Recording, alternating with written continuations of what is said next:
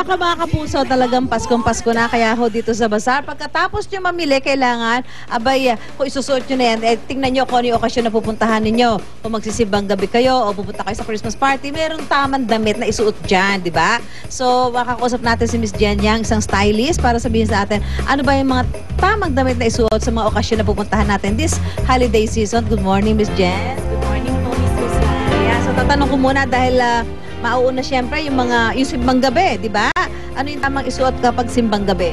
For simbang gabi, nag-choose ako ng mga layered like jackets or yung long sleeves na knitwears niya. Kasi usually sa simbang gabi, di ba, maginaw sa umaga, sa madaling araw. So, it's a real tamang suot for simbahan kasi syempre conservative tayo. At saka usually minsan pag uminit sa loob ng simbahan, they can take off the top layer and then yun, pwede nilang i-roll up. Okay. Tapos sa mga Christmas party naman, hindi pa paano para hindi mag-OA sa suot, akala pupunta sa ibang planeta or what, ano? I choose a simple color lang, like the black and white, the basic colors. Kasi sa Christmas party, usually they have the games. I want them to be comfortable. Yun. So, ano yung general rule na dapat tandaan kung ano yung para tama ang isusuot doon sa okasyong pupuntahan? For the Christmas party, gusto ko kasi parang may small bag lang siya just to keep their the necessity items like their makeups, their cell phones, their monies. Yun lang. Tsaka yung cotton na masarap sa katawan para kapag napawisan sila, hindi sila feeling malagkit. Okay, maraming salamat, Miss Jen Yang. So, yan ho yung tandaan natin, no? Dapat yung suot natin ay tama ho doon sa okasyon na pinuntahan natin para hindi ba tayo magmumukhang katawa-tawa. I remember, Christmas na po, so dapat maging masaya ho tayo. At tama yung ating mga isusuot. So, mula po rito, kasama si Miss Jen Yang, babalik po ang unang hirit.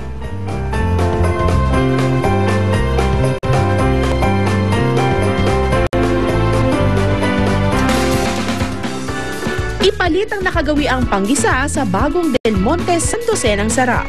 Kompleto ito sa bawang, sibuyas, kamatis, asin at iba pang pampasarap. Tipid ka sa gastos. Del Monte Sandosenang Sarap. Kompleto sa sangkap panggisa. Mapapasarap ang kain kung may 555 tuna, 15 ulam na may sarap lutong bahay. Walang sawa ang sarap sa 555 tuna.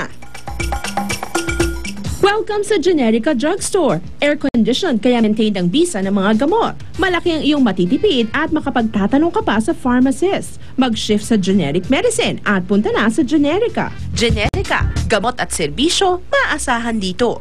22 days to go at Pasko na. Minsan lang ang Pasko sa isang taon, kaya dapat espesyal ang hamon. Magdiwang kasama ang Pure Foods Fiesta Ham. Iba talaga pag may pangalan. Pure Foods Fiesta Ham, ang #1 Christmas ham. Team Irving, go! Let's go! Let's go, Irving! Sa mga Team Irving dyan, kung gusto nyo akong manalo, magsuot kayo ng green. Para sa mga macho, kay Irving tayo! Survivor ako! Team Akihiro, go! Go, Aki! Team Aki, wear blue! Alright! So, babalik pa rin po tayo dito sa Marikina City. At bukod nga sa pinuntahan nating weekend getaway, ibibida rin namin ngayong umaga ni Arn ang mga toys na nauuso ngayong Kapaskuhan. Di ba, Arn? Yes, Monica, dapat to lalaroin nyo pagkagabi dahil glow in the dark to. Correct. Speaking of glow in the dark, karamihan kasi sa mga toys na nandito sa harapan natin ay na-enjoy nga sa gabi dahil umiilaw siya, Arn. Umiilaw pati. Yes, umiilaw siya at yung iba dyan, moving pa or yung lumipad sa ere. Katulad na lamang nitong hawak-hawak ko ngayon, o diba? Ito ay mabibili lamang for only 20 pesos at pwede mo na siyang i-enjoy. Karamihan dito sa mga toys na nasa harapan natin, ayan, at nakikita natin ngayon, napapanood natin sa ating mga screens, ay ayan nga, na-enjoy kapag gabi dahil umiilaw siya. So habang nga nilalaro mo yan, for sure, mag-i-enjoy din na panoorin ng mga kalaro natin, di ba? Yes. Ikaw ba paglaro ka niyan. Actually, nakikita kanina. Ayun na, naglalaro ko niyan eh. Yeah. Umaga pa tayo rito. Aha. At bukod syempre dyan sa mga nauusungan toys, hindi mawawala yung mga traditional toys na madalas natin pangregalo tulad nitong luto-lutuan, mga boomerang na pwedeng-pwede natin ibigay sa ating mga loved ones, lalong-lalo na sa mga bagets. Yes. Diba? Oh. So, by the way, belated happy birthday po pala kay Ronnie Carlton. So, mula dito sa Marikina City, Arnan, Magbabalik po ang Unang Hirit. Happy weekend! Hirit, ang saya-saya. Sa unang hirit, unang hirit, unang hirit. Manggulat ka. Unang hirit. Maraming salamat sa aming sponsors.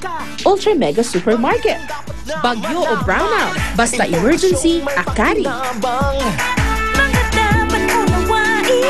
Mapapasarap ang kain kung may 555 tuna, 15 ulam na may sarap lutong bahay. Walang sawa ang sarap sa 555 tuna. Masasarap ang inyong mga paboritong ulam kung may tamang asim ng Silver Swan sukang puti. Mabango, swabe sa lalamunan at hindi masangsang sa ilong. Silver Swan sukang puti, tamang asim.